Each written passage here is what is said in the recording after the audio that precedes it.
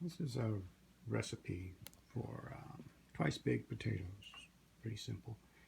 Um, you get some russets, these kind of potatoes.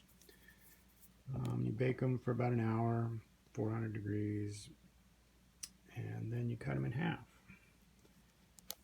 Cut them in half, and then you scoop out the insides. And you put those in with some butter, tabs of butter. Cut a few tabs of butter. About a cup of sour cream. You can put in ham or bacon. Cook the bacon, cut it up. Then take about a cup of cheddar cheese. Throw that in. Smash it all up with a potato masher. And then put a little bit of milk in to get it to the right consistency where you can fill the potato with the mixture.